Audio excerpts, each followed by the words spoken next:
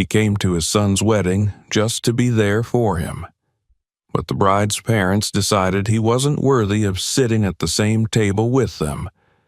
They humiliated him, mockingly discussed his clothes, and put him away from his real family. None of them knew who he really was. Subscribe so you don't miss new stories, and post in the comments where you're watching from. The air that morning smelled faintly of jasmine and old coffee grounds, wafting in through the kitchen window I always kept cracked open, even in early spring. My home, modest and tucked into a quiet street at the edge of town, had weathered the decades with me. Never flashy, never loud, just steady, much like myself. The walls held echoes of years past, of laughter and sorrow, triumph and quiet grief. On the counter, my old French press hissed with the final stretch of boiling water, and I stirred it slowly, letting the bitterness settle. I wasn't a man of extravagance. My car, a 10-year-old sedan with more sentimental value than financial worth, sat faithfully in the driveway. My clothes were clean, well kept, and often mended by my own hand. I ate at the same diner 3 blocks down every Wednesday and Friday, tipping the same waitstaff I'd known since they were teenagers. Nothing about me suggested wealth or power, and that was by design. It wasn't always this quiet. I was born in a 2-bedroom house with 7 people and a leaky roof in a southern Louisiana neighborhood the city tried to forget. My mother scrubbed motel floors by day and cooked for the church on Sundays.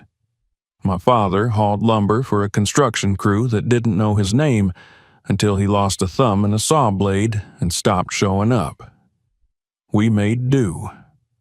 I was a third of 5, and by the time I turned 16, I was cutting grass, fixing radios, and helping my uncle patch roofs.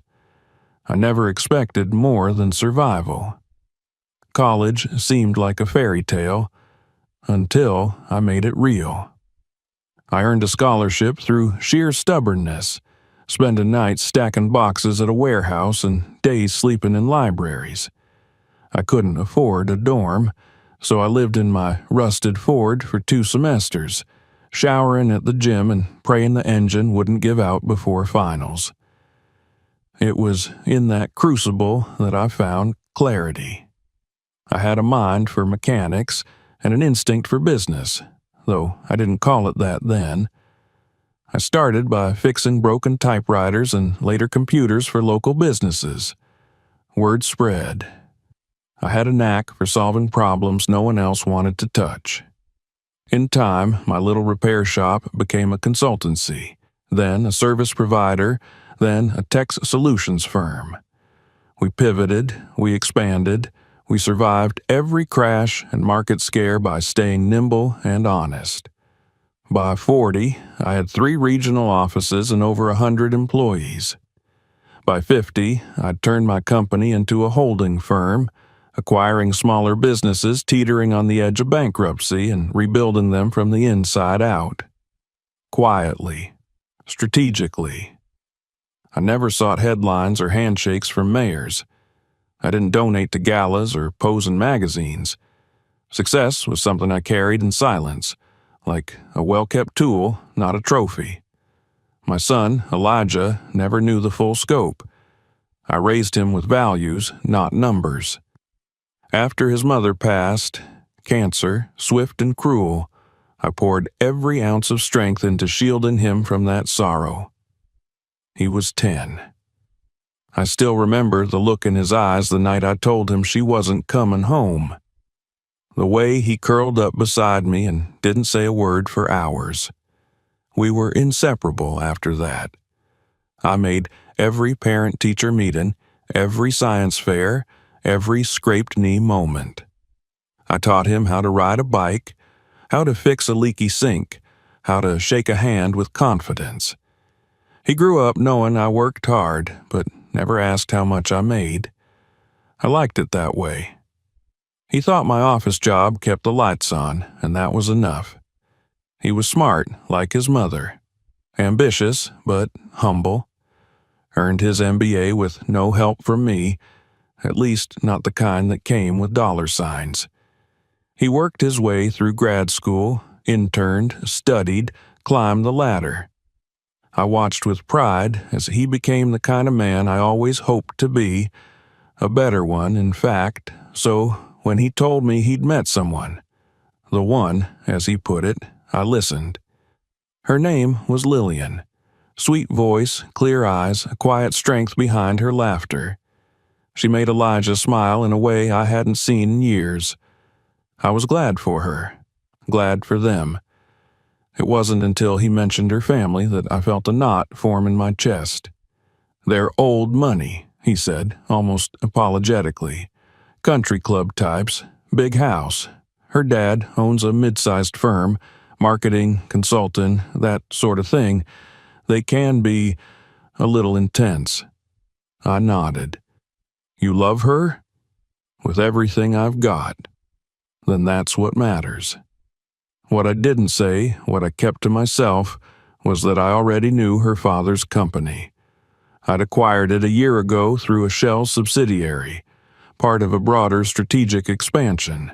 The business had been floundering for years, clinging to outdated methods and an insular leadership team. I hadn't yet restructured it fully, but I had eyes on it. I'd kept my involvement quiet, as I always did. Names like mine didn't appear on press releases. It struck me as ironic. The very people I now might be connected to by marriage were working, albeit unknowingly, for me. I told myself it didn't matter. Families were complicated. If Lillian made my son happy, then everything else could be navigated with grace. The first time I met her parents, I arrived with a bottle of wine and a calm heart. Their home was massive. White pillars, circular driveway, perfectly trimmed hedges, and not a single chip in the paint. Her mother opened the door with a smile that didn't touch her eyes. Her father extended his hand like he was being filmed for a campaign ad. We exchanged pleasantries. They asked where I was from, what I did, where I lived. Their tone stayed polite, but the undertone was clear. Curiosity laced with caution. A need to quantify me, place me neatly into a box that didn't threaten their worldview. I said I worked in business consulting, which was true enough. Her father nodded slowly, then launched into a story about the European markets, dropping names like golf balls. I listened. Her mother sipped wine and complimented the way Lillian had always been so open-minded, even in school. The implication hung in the air like cigar smoke. They never once asked about Elijah's mother. They didn't ask about his childhood or interests. They spoke of vacations, college legacies, country clubs, and the difficult nature of maintaining class in a world that doesn't respect tradition. When the evening ended, I shook their hands again and thanked them for their hospitality. In the car ride home, Elijah asked if I was all right. "They're not used to people like me," I said. He looked concerned. "I'll talk to Lillian." "No need," I replied. "Love doesn't need permission." But I didn't forget. Not the way her mother looked at me, measuring me. Not the way her father dismissed Elijah's promotion as a lucky break in a soft market. It wasn't hatred. It was something colder, a quiet belief in their own superiority, couched in civility. I thought I could stomach it. For Elijah, for Lillian, I thought they'd soften with time. I was wrong. And that, perhaps, is where this story truly begins. Let me tell you what happened next. It was a few weeks after that first meeting with Lillian's parents when the next invitation came. This time for a weekend luncheon at their summer home in the hills just outside the city. Elijah brought it up gently over dinner one night, stirring his pasta a little too long before finally speaking. "Lillian's parents want us to come up this Saturday," he said, not quite meeting my eyes. "They want to talk through some of the wedding ideas, get to know us better as a family." I nodded. We or me? He smiled awkwardly. Both of us. But I think they're especially curious about you. I set my fork down. I suppose I'm flattered? He laughed, but it was the nervous kind. I know they can be. Intense. But they mean well, really. I offered a quiet smile, hiding the thoughts behind my eyes. Elijah was trying. Always had been the bridge between worlds he hadn't asked to straddle. I couldn't fault him for hoping the people he loved might learn to see one another with grace. I agreed to come. Saturday arrived with clear skies and the gentle hum of summer cicadas in the trees. Their estate was more a manor than a house, perched on a manicured hilltop, the driveway flanked by iron gates that whispered wealth in a tone that dared not be questioned.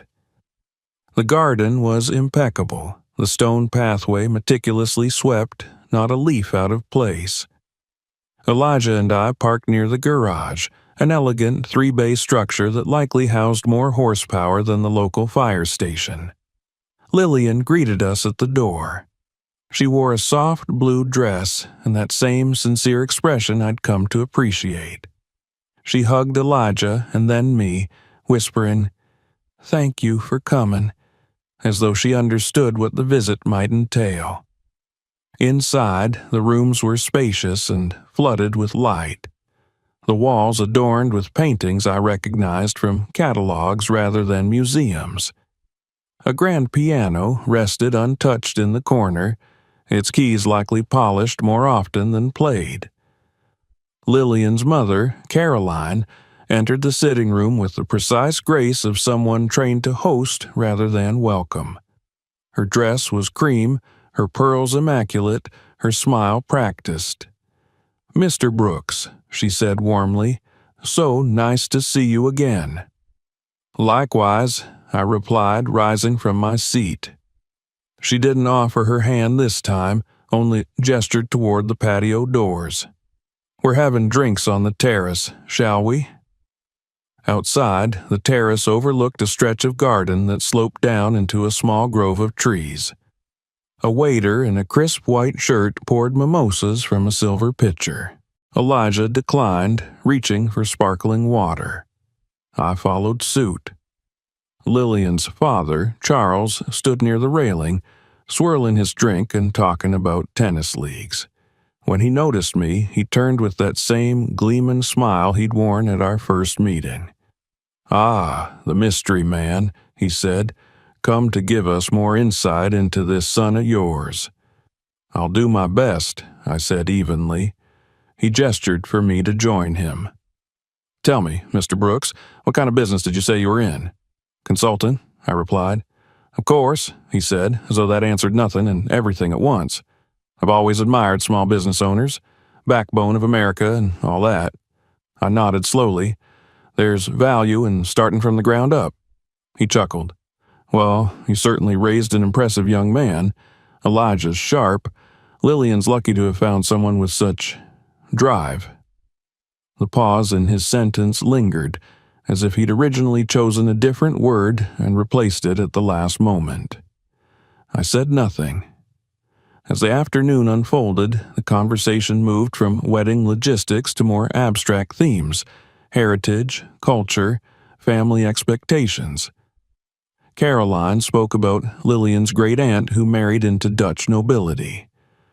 Charles recounted a vacation in Provence, where he'd had the best foie gras of his life. Occasionally, one of them would remember I was there and toss a comment in my direction. "Do you find the climate here more agreeable than the South? I imagine your community must be quite close-knit. We've always believed in the importance of tradition." Their smiles never faded, but the message underneath was as clear as the crystal glassware on the table. You are different.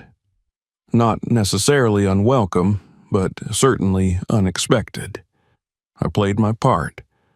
I asked polite questions, listened intently, nodded at the appropriate moments. But I watched. I noticed the flickers of glances between them when I spoke. the slight tilt of Caroline's head when I mentioned Elijah's elementary school, the way Charles stiffened when Lillian touched my arm affectionately. When the discussion turned to wedding planning, Caroline became animated. "We've already secured the date at the club," she announced. "It's going to be just perfect. The view is spectacular that time of year." I raised an eyebrow. "The club?" "The Crestwood Country Club," she said. "It's where Charles plays golf. We have a family membership." "I see," I said carefully. "Has Elijah seen it?" "Oh, yes," she said. "We took him for brunch last month. He loved it. Said it was impressive, I believe." Elijah cleared his throat. "It is nice. It's just, I thought maybe we'd look at a few options before locking anything in." "Nonsense," Caroline said with a light laugh. "It's already handled. You'll love it, Mr. Brooks. They have an excellent filet mignon." I glanced at Lillian. Her smile had faded slightly, but she said nothing. Later, as the sun dipped lower and the shadows stretched long across the lawn, I found myself alone for a moment by the edge of the terrace. Lillian joined me quietly, her heels barely making a sound on the flagstone. "I'm sorry," she said. "For what?" "They mean well. They're just set in their ways." I looked at her. "You're not responsible for them." She nodded. "I still feel like I should protect you from them somehow." "I've been through worse," I said, "but thank you." She sighed. "They're not trying to be cruel. They just live in a world where everyone looks like them, thinks like them. When something doesn't fit, they don't know what to do with it." "I know," I said. "I've seen it before. They'll come around. Eventually. Maybe." We stood there for a while, the silence filled with unspoken understandings. I could feel her shame, and I didn't want her to carry it alone. But part of me also felt a slow burning anger, not just for myself, but for Elijah, for Lillian, for anyone who had ever been told they were less than because they didn't match a picture-perfect frame. The luncheon ended with small talk and smiles. Caroline handed me a monogrammed gift bag, some sort of candle and imported chocolate, I assumed. Charles patted Elijah's back and made a half-hearted joke about how interracial weddings really are the new frontier. Lillian winced. Elijah said nothing. On the drive home, Elijah kept his eyes on the road. "They're not going to change overnight," he said. "I know. But they'll get there." "I hope so." He paused. "Are you okay with the club? For the wedding, I mean?" "I'll be there," I said, "no matter the venue." He nodded, but I could see the tension in his jaw. The weeks that followed were filled with meetings, emails, group chats. Caroline and Charles took the reins, planning the wedding as though it were a corporate gala. I offered to contribute financially, but was politely declined. "It's covered," Caroline had said. "We wouldn't dream of letting you worry about that." I received the guest list. Most of my family's names were misspelled. Some weren't listed at all. I sent a note back with corrections. No reply. Then came the catering menu. Every dish French or Italian, no soul food, no nod to Elijah's heritage. The music, a string quartet, no DJ, no dance floor. Caroline assured me it was classier this way. At some point, it stopped being a wedding and started becoming a performance, a showcase, a ceremony to elevate Elijah to their level, as if he were lucky to be there at all. But I stayed silent. For Elijah, for Lillian. I told myself it didn't matter. I told myself it wasn't worth the fight. But even patience has its limits, and the day was coming when mine would run out. As spring ripened into summer, the wedding plans accelerated. Invitations were finalized, fit and scheduled, deposits made. The weekends, once reserved for lazy breakfast with Elijah or quiet strolls through the neighborhood, were now consumed by floral consultations, wine tastings, and long strings of emails. Though I tried to remain present, attentive, part of the process, it became increasingly clear that I was drifting toward the periphery of my own son's celebration. It wasn't sudden, like a door slammed shut. It was more like fog rolling in, gradual, subtle, quiet. At first, it was small things. I wasn't included in a few planning emails. I chalked it up to oversight. Then I noticed my suggestions, when offered, were met with thin smiles or quickly brushed aside with polite vagueness. I offered to help cover some costs, flowers perhaps, or transportation for guests.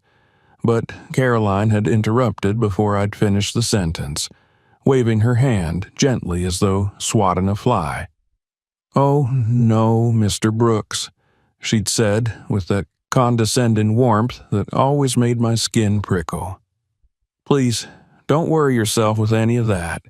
Charles and I are more than prepared to take care of everything.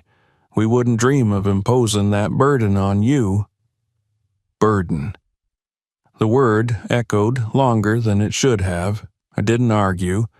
Instead, I smiled, nodded, and left it alone.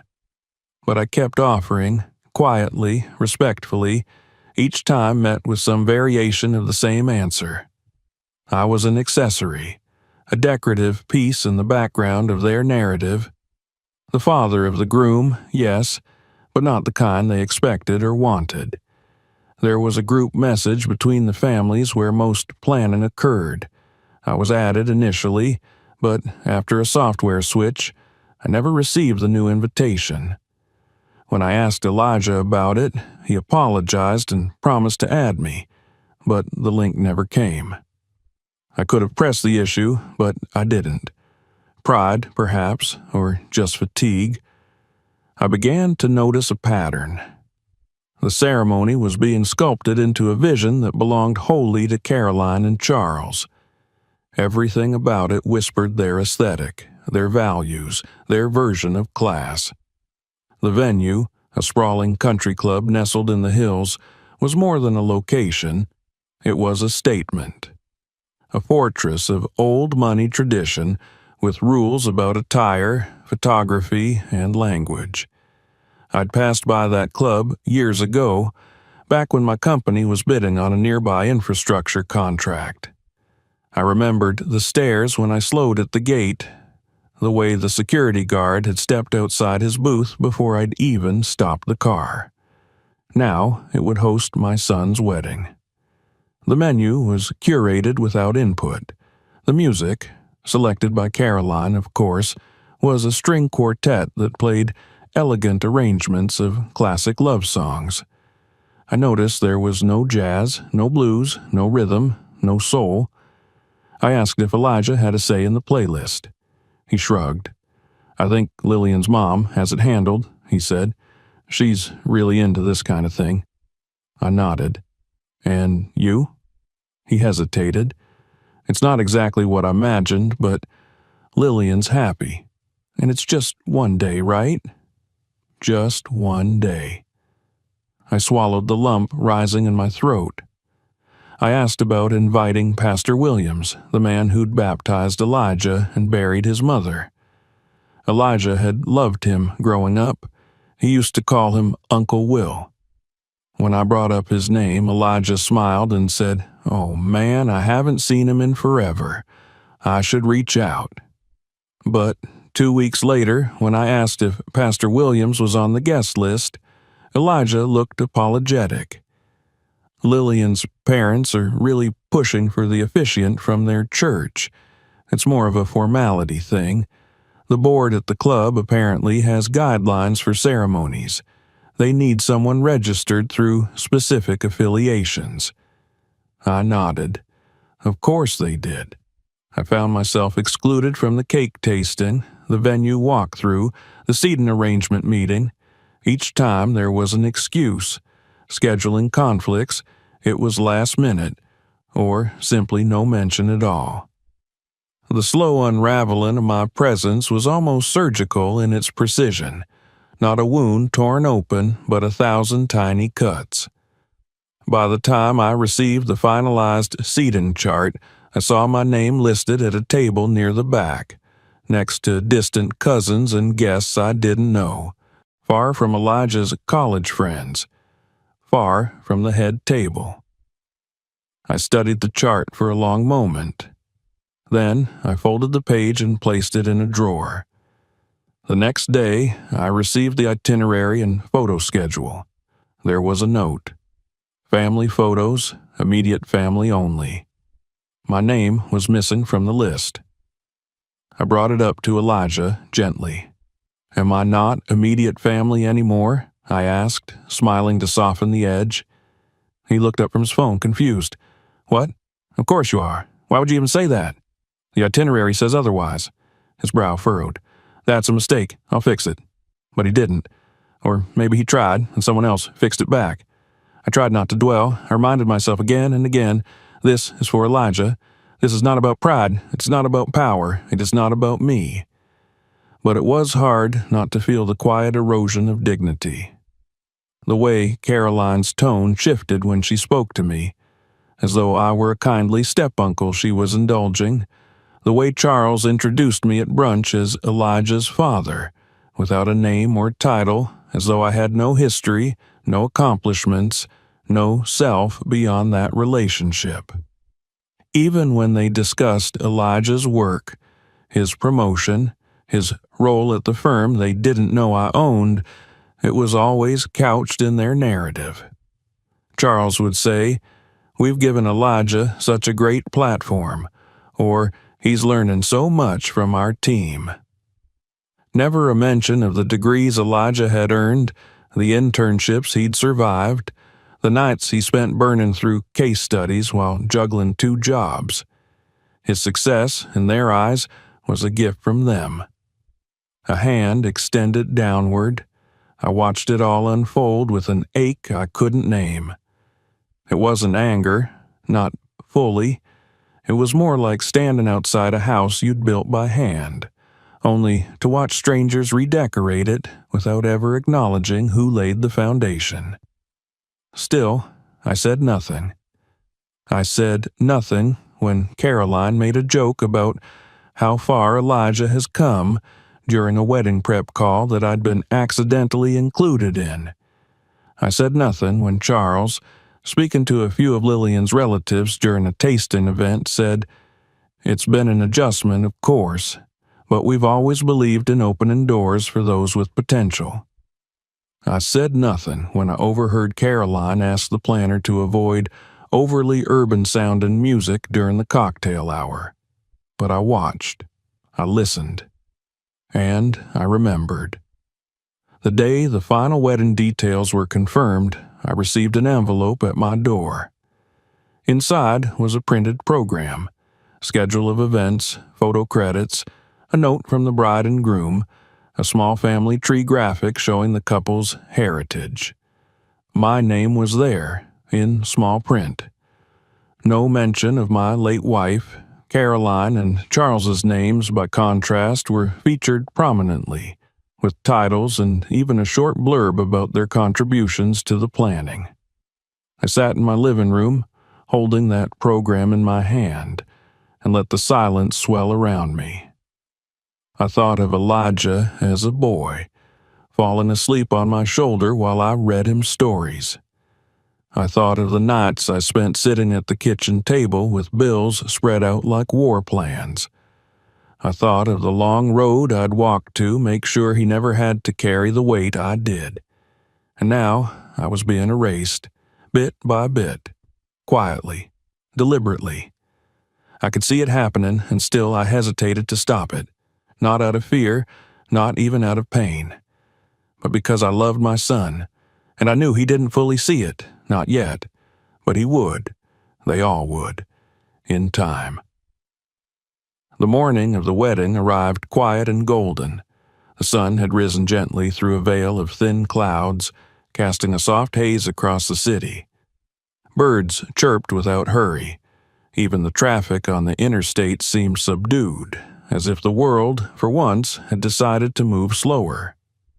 I woke before dawn, not from nerves, but from habit. I brewed my coffee in silence and sat by the window, watching the light creep along the lawn and the sidewalk beyond. I had ironed my suit the night before, a classic, deep navy three-piece I'd owned for years. It was tailored to my build, neither too tight nor too modern, the kind of suit that spoke not of fashion but of form. The shoes, polished to a gentle shine, had walked boardrooms and funerals alike. There was no ostentation in my wardrobe. Everything about my appearance was as I had always been, neat, composed, modest. As I dressed, I thought of Elijah. I thought of the boy who once clutched my hand in crowded streets and laughed uncontrollably at cartoons on Saturday mornings. Now he was a man, a husband-to-be. And though this day had not unfolded the way I'd once imagined it, though I had been pushed to the edges of its stage, I was proud. I would stand tall, silent if necessary, but present. The drive to the Crestwood Country Club took 42 minutes. I knew because I watched the time with the calm exactness I brought to every task. The gates, wide and flanked by stone lines, opened smoothly at the sight of my name on the list. I gave the attendant a nod, noting his surprise, and continued along the winding drive until the main building came into view. It was all white roses. Bundles and arches and spirals of them, curling over trellises and archways like something out of a luxury bridal magazine. Every corner of the estate was touched with ivory and pale green. A string quartet played near the fountain, and waiters in cream jackets circled with silver trays, offering glasses of champagne and chilled sparkling water. The air smelled faintly of citrus and polished stone. Guests were already mingling when I arrived, a constellation of polished smiles and designer suits. Most of them didn't know me. Those who did greeted me with polite surprise. I caught glimpses of old neighbors and one or two business associates I recognized, their expressions flickering when they realized who I was. Caroline appeared in a shimmer of pale silver, her makeup flawless, her hair swept into an elegant twist. When she saw me, she smiled, thin, practiced, professional. "Mr. Brooks," she said, approaching with the precision of a diplomat, "how lovely to see you. You made it on time." "Of course," I said, "wouldn't miss it." She looked me over, just once, from shoes to collar, and nodded. "Very tasteful," she said, and turned toward a group of women in lace and chiffon. As she walked away, I heard her voice, low but audible. "At least he wore something appropriate," she said, and the women tittered, their laughter light as glass. I ignored it.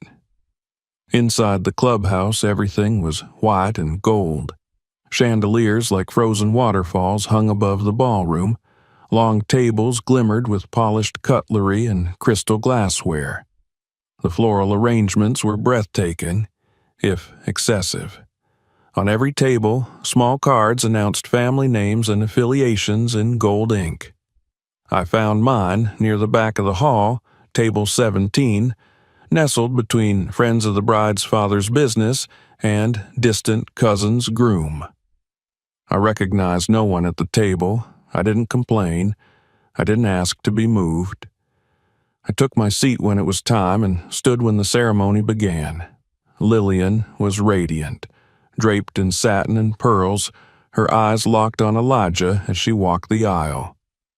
My son looked overcome, stunned by love, by nerves, by the gravity of the moment. I felt my chest tighten with a kind of joy that hurt, the kind that only comes when the past and future press into the present all at once. The ceremony was short and beautiful. The officiant, a tall, soft-spoken man in robes, recited vows with the smooth cadence of someone trained for performance. The couple said, "I do," Rings were exchanged, a kiss, applause. The quartet struck up an arrangement of Canon in D, and the newlyweds walked hand in hand through a tunnel of white petals and forced smiles. Then came the photos. I watched from a distance as the photographer arranged the bride's family on the marble staircase. Caroline stood in the center, Charles beside her, their hands clasped like royalty.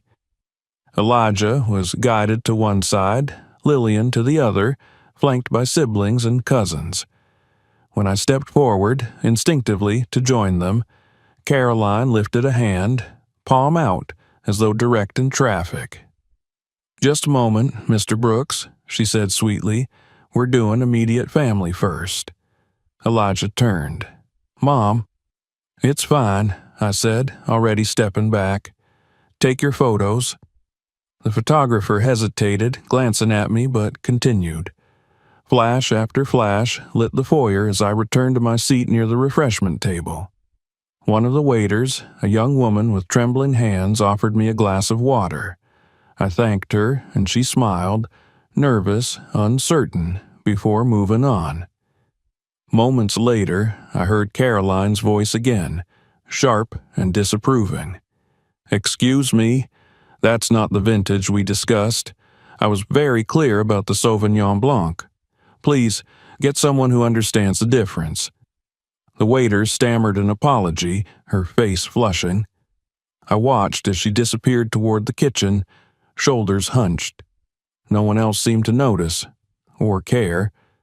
During the cocktail hour, I wandered the garden alone. Conversations floated around me. Market updates, vacation plans, golf, handicaps. A group of Charles's colleagues stood near the hedge, drinks in hand, discussing Elijah. "Smart kid," one of them said. "Charles really did a good thing, bringing him on board. Gave him a future."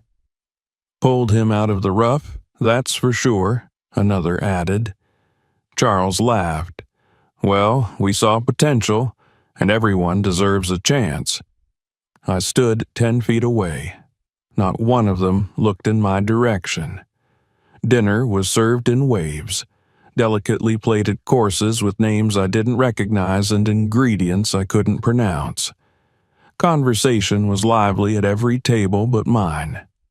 A distant aunt of Lillian's asked if I was from the South, and when I nodded, she replied, "Well, you carry yourself with such dignity, you'd hardly know."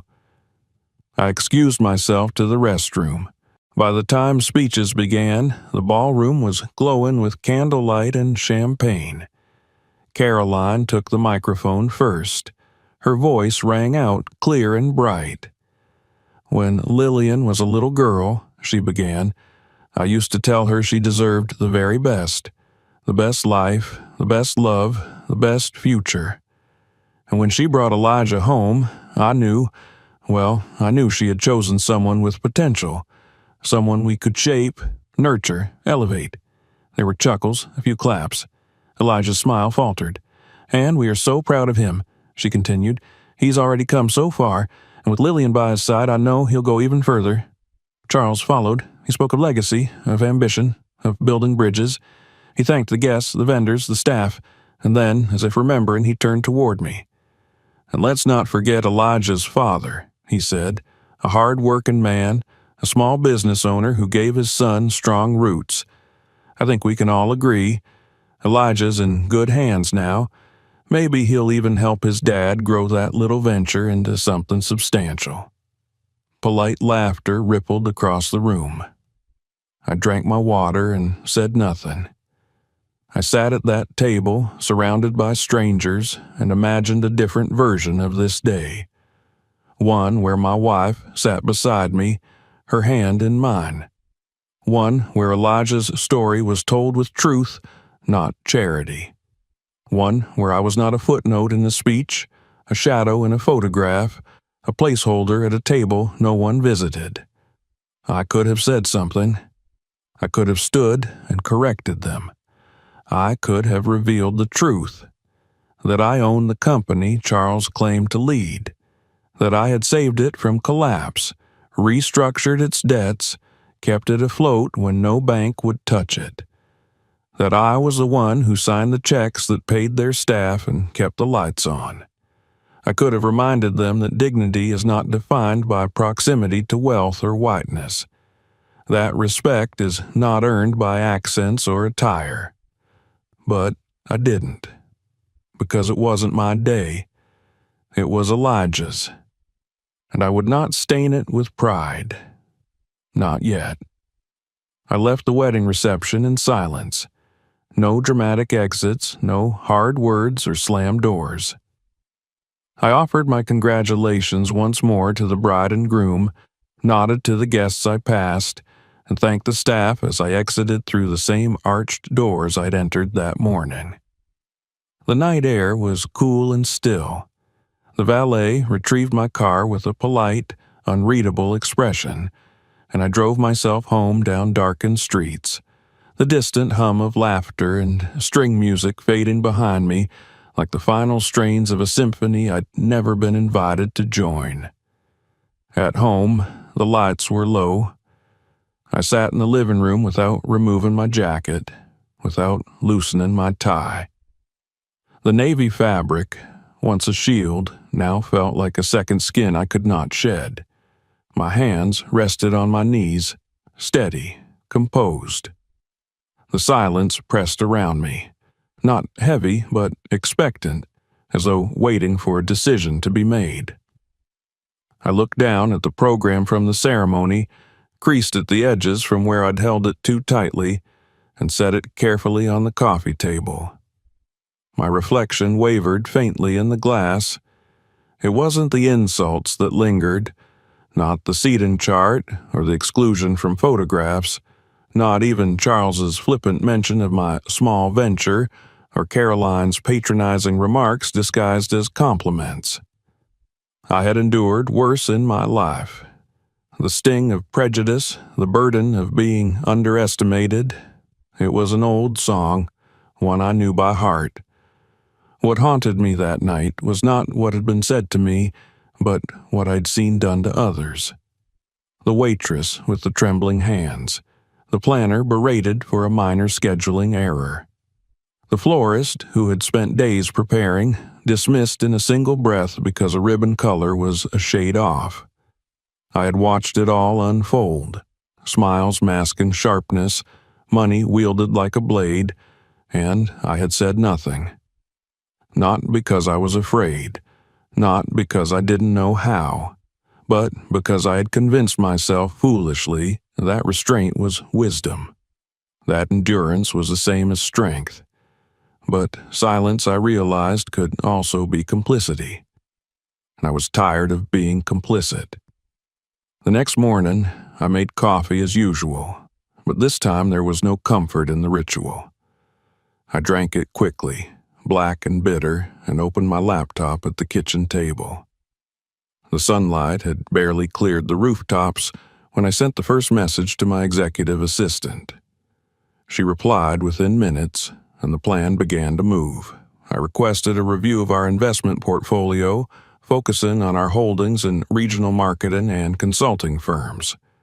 I already knew the name I was looking for, but I wanted the full paper trail laid out cleanly. No assumptions.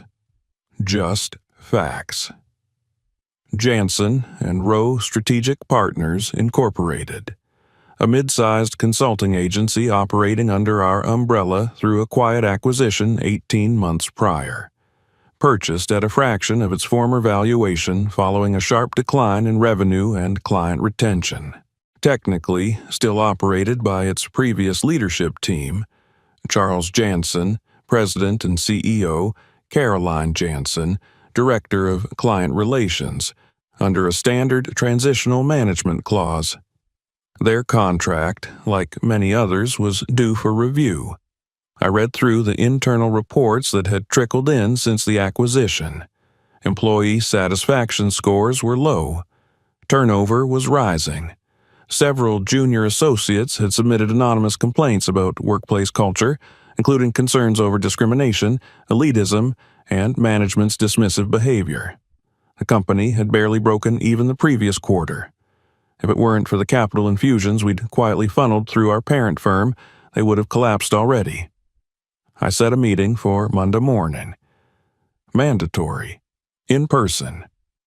I requested the presence of all department heads and executive leadership. No details were provided beyond the time and location.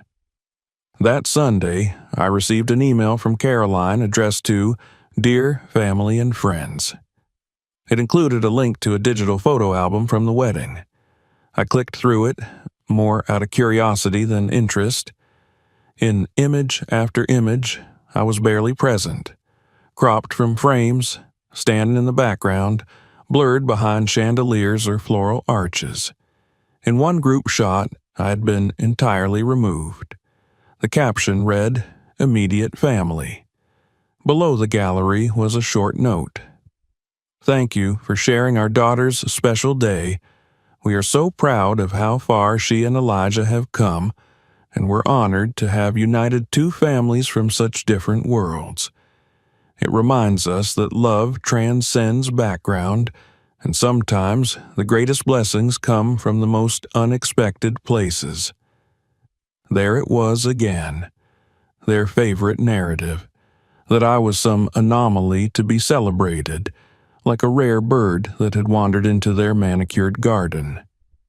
They saw my son not as an equal partner to their daughter, but as a project, a success story, a credit to their benevolence.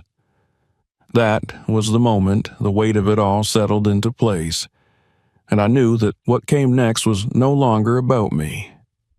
It was about every person they had treated as less, every young associate who had been overlooked, every staff member who had been spoken down to, every server, every vendor, every colleague who had been made to feel small. Monday arrived sharp and cool, the kind of morning that carried the scent of autumn before it had truly arrived. I dressed deliberately, not in my usual business casual, but in the charcoal suit reserved for quarterly summits and major acquisitions. A tie with a subtle silver thread. Polished shoes. The kind of ensemble that made people look twice, not because it was flashy, but because it fit too well. Said too much without saying anything at all. The conference room was already half full when I arrived. The leadership team was gathered, seated around the long oval table, murmuring about the unusual nature of the meeting. Charles was near the head, scanning his notes. Caroline sat beside him, her phone in hand. They looked up when I entered. For a split second, their faces were blank with confusion. Then recognition dawned. Charles stood so quickly his chair scraped against the floor. His coffee sloshed, spilling across his notes. A dark stain spread across the tablecloth in his crisp white sleeve. Caroline blinked, then forced a smile. "Mr. Brooks," she said, rising. "This is a surprise." I nodded. "Please, don't get up on my account. I believe you're in my seat." Silence fell across the room like a dropped curtain. No one moved. Then, slowly, Charles stepped aside, and I took the head of the table. I opened my folder, flipped through the prepared documents, and began. Thank you all for coming. I won't take up much of your time. As many of you know, or perhaps didn't, I represent the majority shareholder of this firm's parent company. For the past 18 months, we've monitored your performance, evaluated your leadership, and reviewed your internal culture. Today, we'll be discussing the results of that review. I let the words settle. Across the table, I saw shifting postures, darting glances, hands gripping pens too tightly. Let's begin with the numbers, I continued. Over the last 5 quarters, your revenue has declined by 12%. Client churn is up by nearly 30%. Internal reports cite management instability and cultural toxicity as the primary drivers. Several key clients have flagged inappropriate conduct, including unprofessional communication and dismissive treatment of junior staff. I turned a page.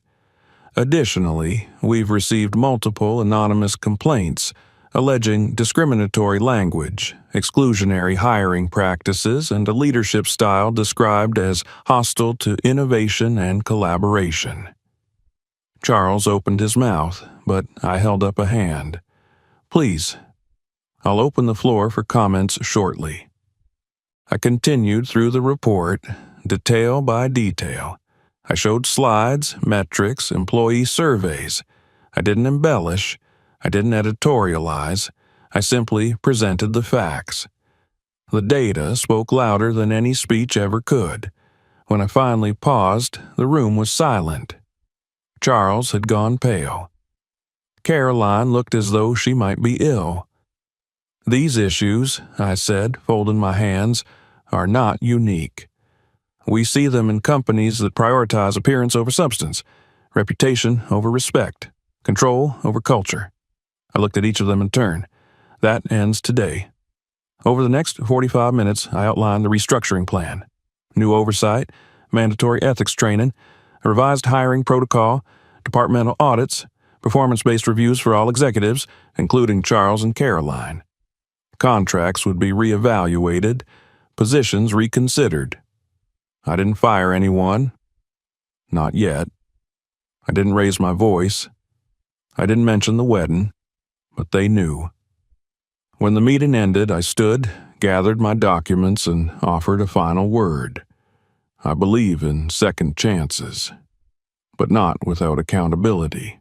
Moving forward, your actions, not your titles, will define your value to this company. As I walked to the elevator, my assistant fell into step beside me. Would you like me to prepare a public statement?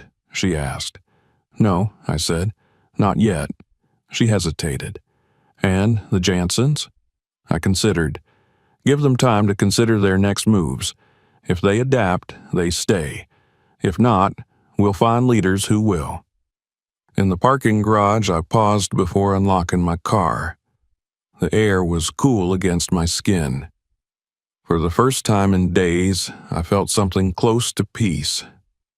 Not because I'd gotten revenge, not because I had embarrassed them, but because I had reminded them, and myself, that silence is not always the high road. Sometimes the most dignified thing a man can do is speak the truth, plainly and without apology. And I was just getting started. The news traveled faster than I anticipated. By midweek, the story of Monday's boardroom meeting had already made its way through every corridor of Jansen and Rowe and seeped into the hushed conversations of other companies within our holding network. I hadn't intended it to be a spectacle. I had come with a plan, a purpose, and the composure of a man who had waited a long time to speak. But power, when quietly revealed, has a way of roaring louder than intention. And so it roared. I received a dozen emails before noon that Wednesday, some from middle managers thanking me, some from junior employees cautiously expressing hope, and a few anonymous messages from staff who had long felt invisible in the glare of the Jansen family's influence. One young analyst, barely out of graduate school, wrote that it was the first time in months she felt like staying. Another admitted he had planned to resign until he heard the owner had finally stepped out of the shadows. I read every message. I didn't respond to all, but I made sure they were heard. My team began organizing private meetings with staff, creating channels for anonymous feedback, and preparing new policy frameworks. The work was just beginning, but it was moving, and not in the old, sluggish way of bureaucracy, but with the quiet momentum of purpose. I hadn't spoken to Charles or Caroline since the boardroom. I didn't expect to hear from them so soon either. But Thursday evening, as I was reviewing vendor contracts at my home office, My phone buzzed with a call from an unfamiliar number. I almost let it go to voicemail. Something, intuition maybe, made me answer. "Mr. Brooks," came the voice, smoother than usual but tight around the edges. "This is Charles Jansen." I waited. He cleared his throat. "Caroline and we'd like to invite you to dinner. Our home. Tomorrow evening, if you're available." I leaned back in my chair. "That's generous. We'd like to talk as family." It wasn't quite an apology, but it wasn't a demand either.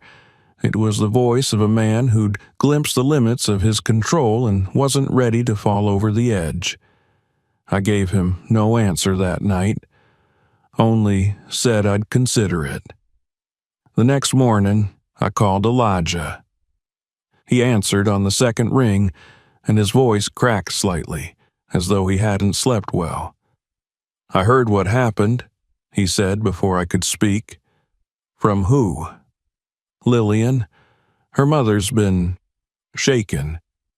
She didn't say much, just that there was a meeting, and that you're not who they thought."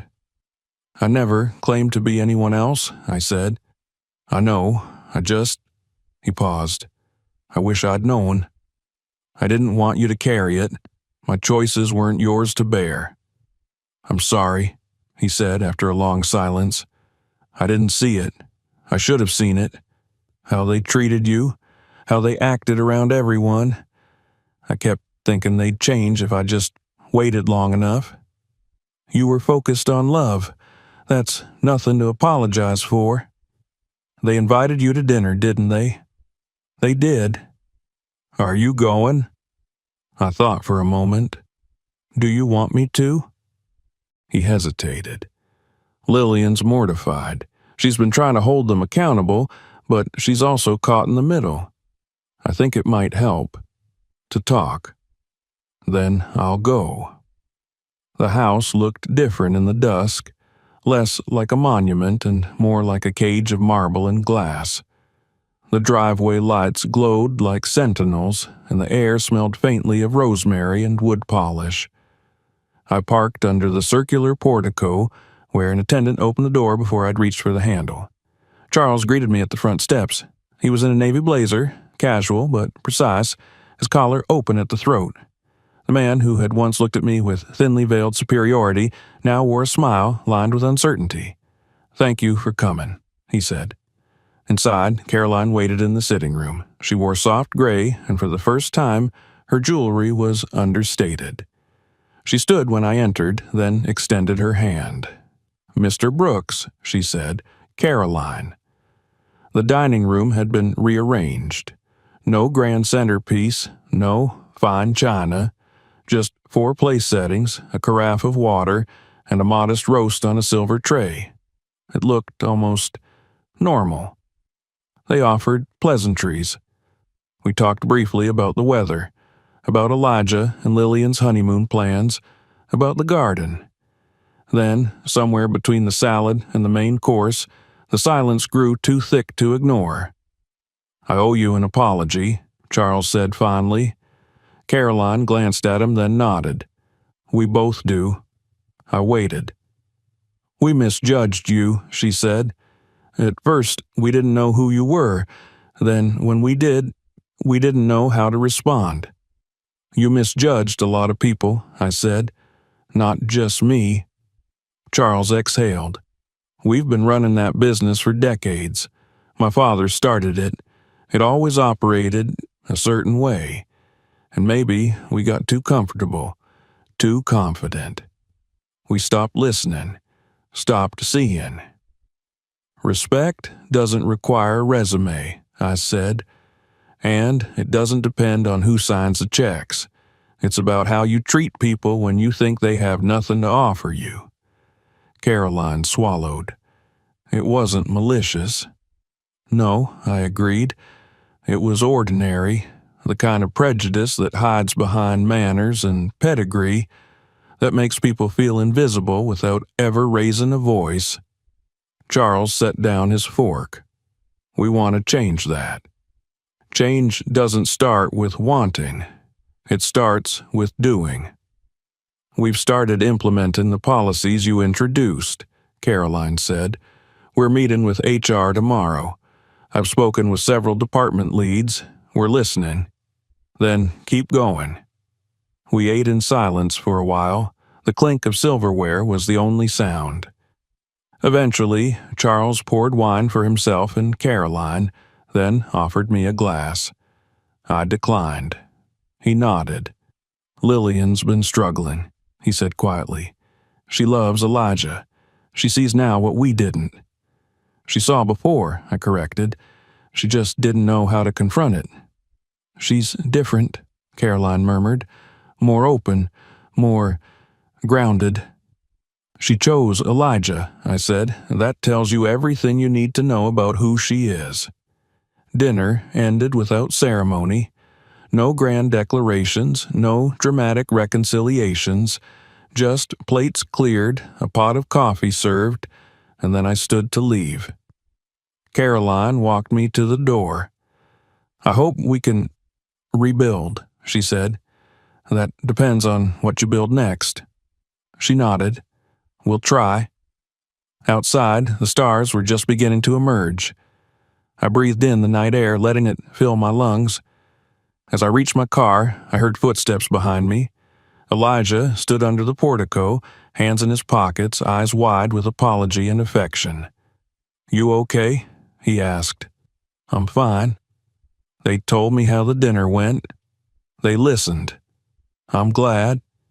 You're married now, I said. This is your family, too. Make sure it reflects the kind of man you are.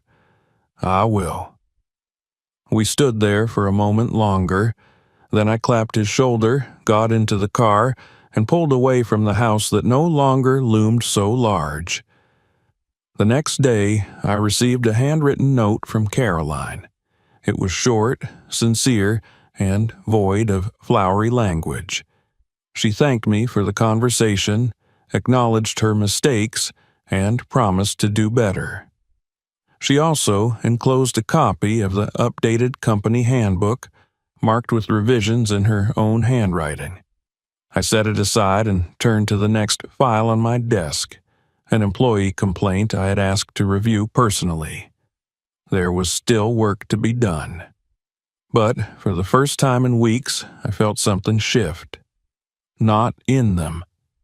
In me. Because I had stopped waiting for change to arrive, and I had started becoming the force that demanded it. A full week had passed since the evening at the Janssen's home, and though the warmth of apology still lingered faintly in the air like the afterglow of a setting sun, I had not mistaken it for transformation. People often confuse discomfort with change.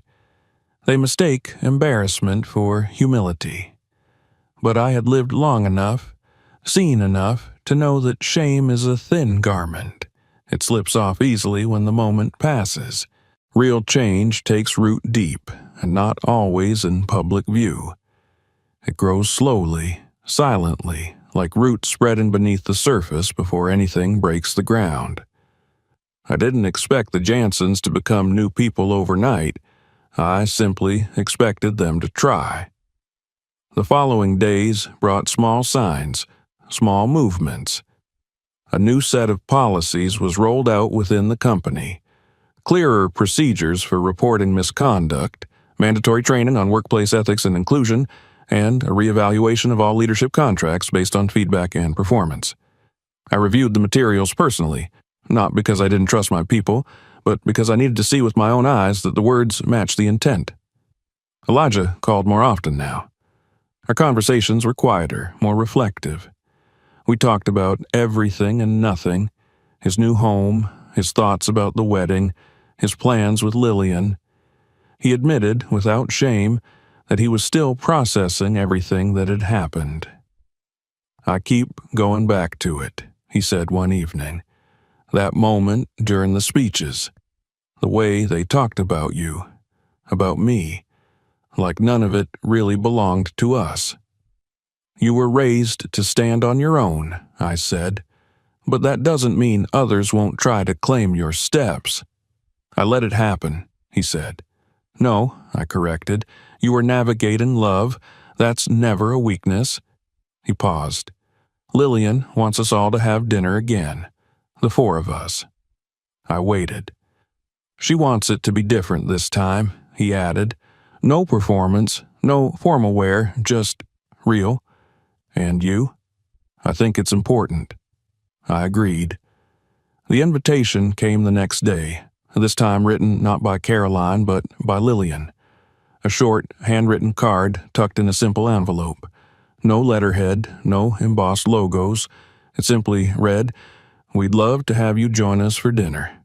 Casual, honest, home." And beneath her name in a different ink was a small line added by Elijah, "We'll cook." I arrived a few minutes after 7. The street was quiet, the air touched with the scent of freshly cut grass and early spring bloom. The Jansens' home looked the same from the outside, immaculate, imposing, but something in the way the porch light glowed felt warmer, less theatrical. The front door opened before I knocked. It was Elijah. He wore a plain button-down, sleeves rolled to the elbows, an apron still tied around his waist.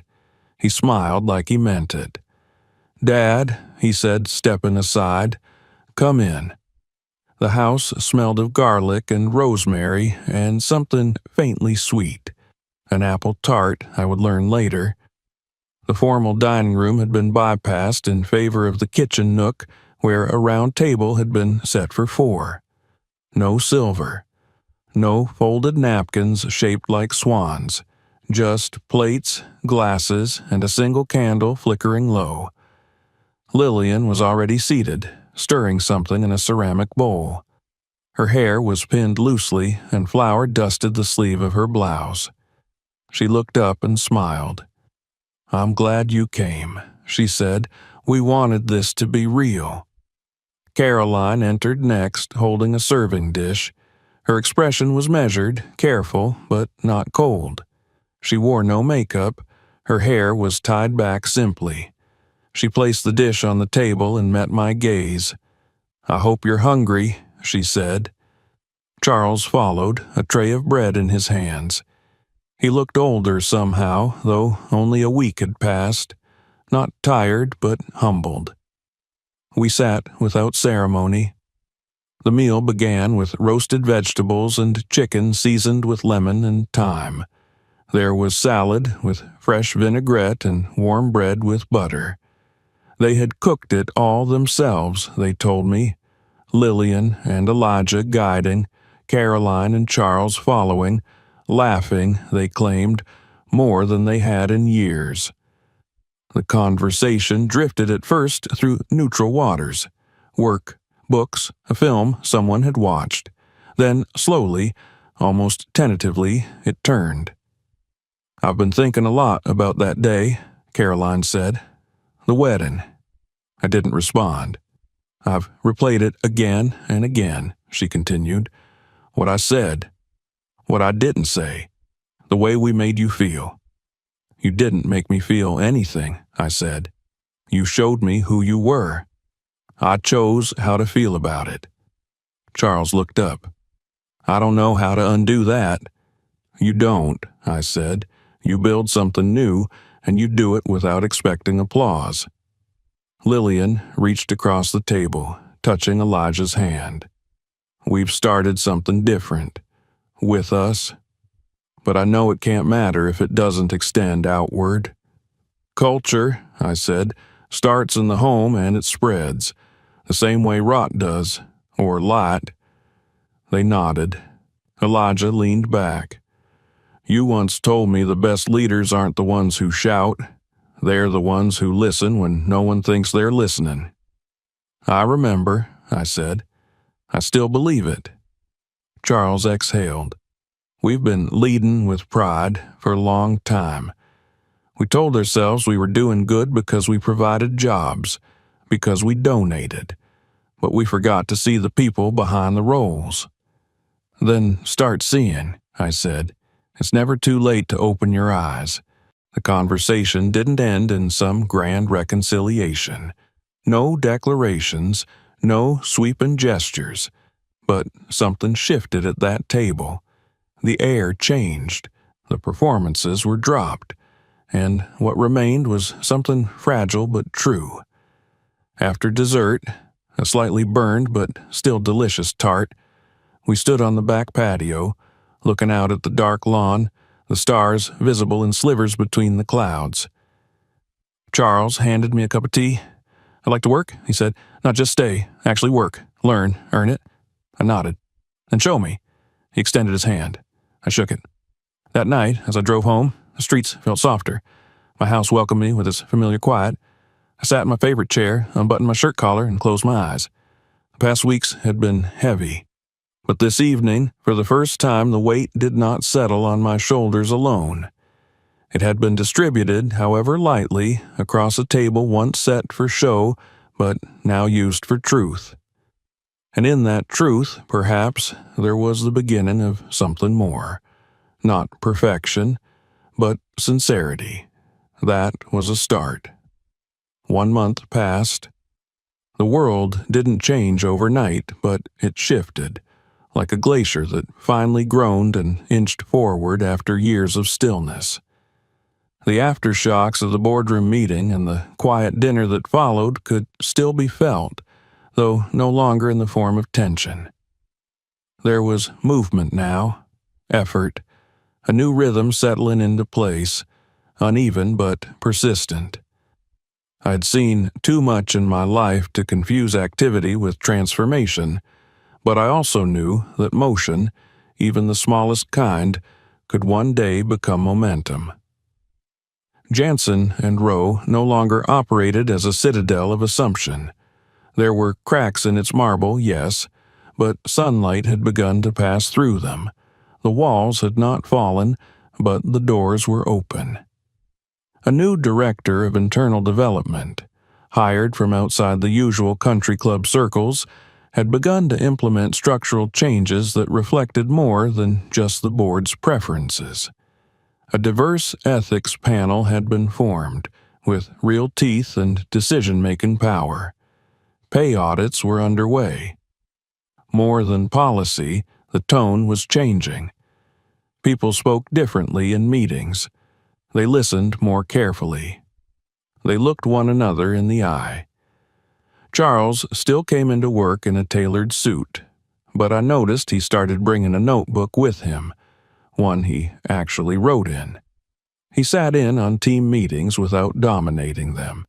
He asked questions instead of giving answers.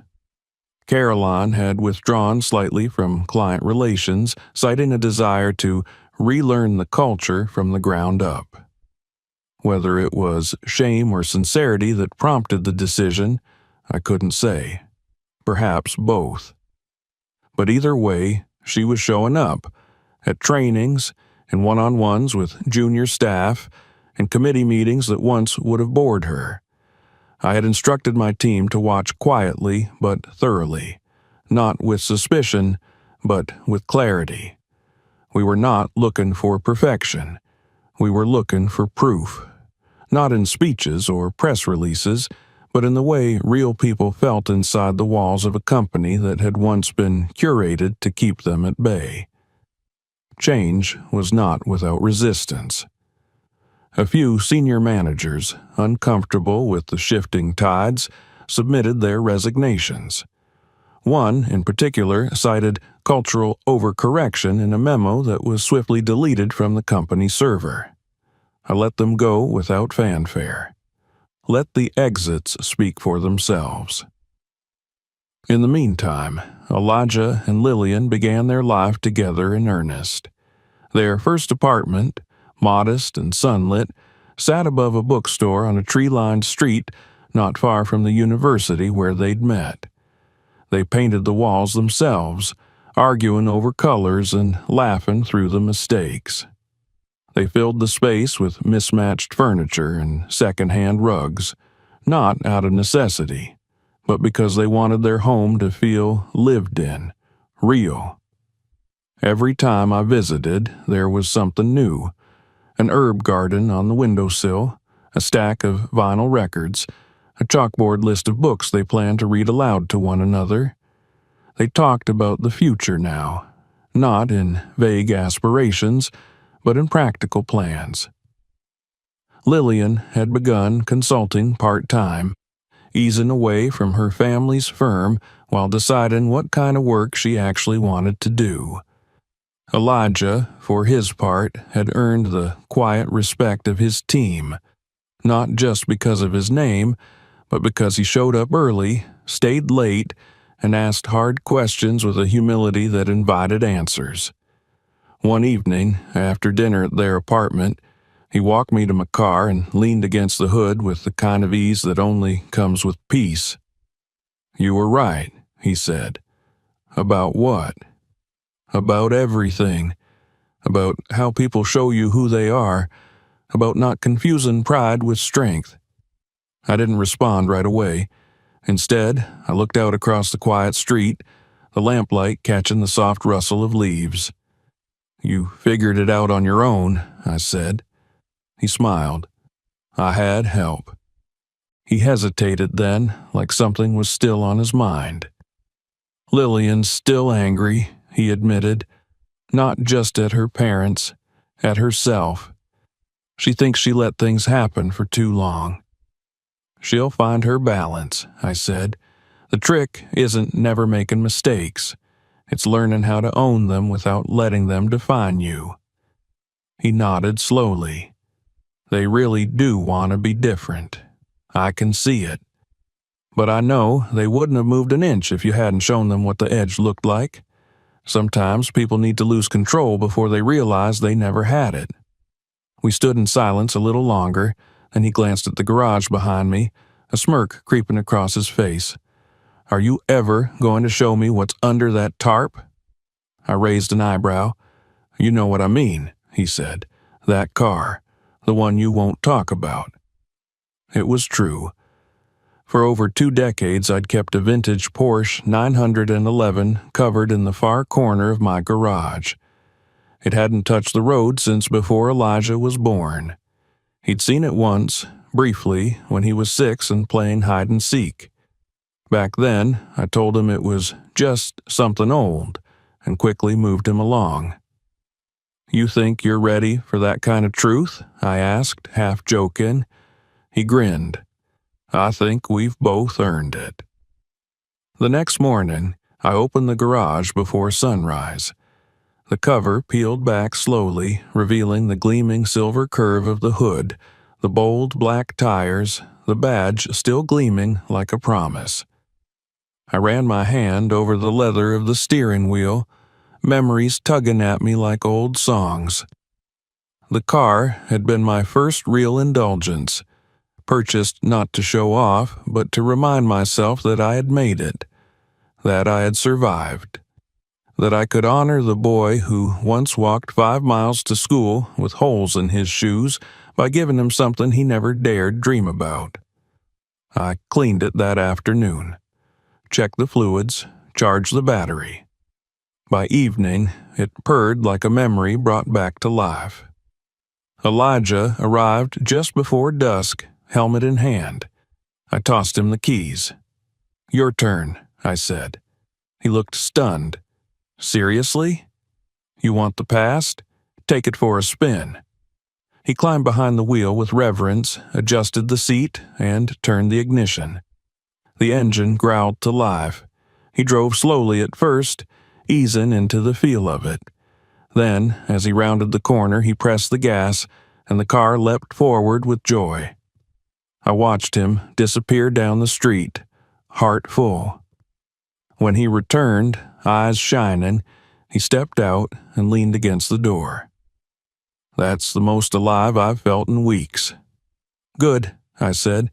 "You'll need that feeling, especially when the world tries to dull you down." He handed me back the keys. "Keep it.